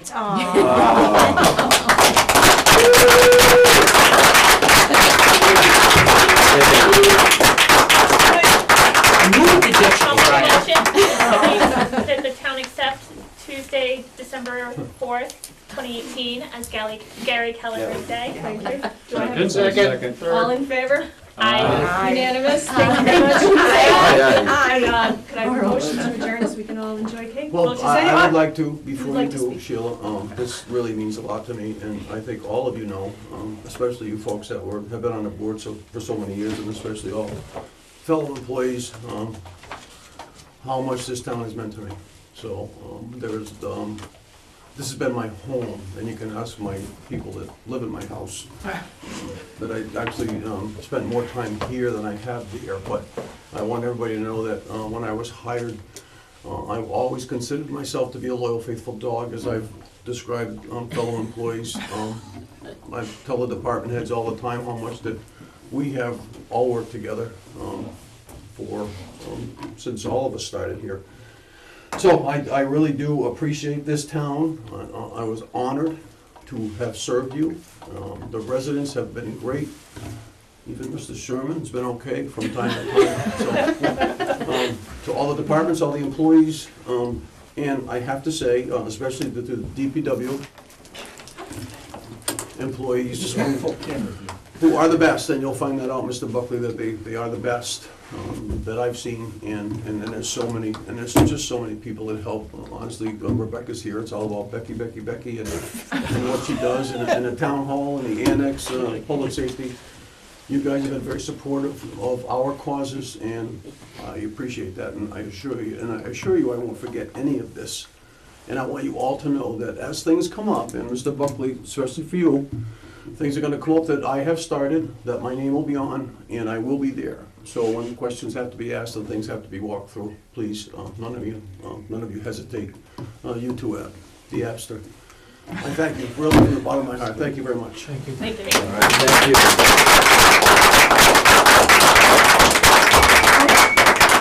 Motion to adjourn. Thank you. Second. All in favor? Aye.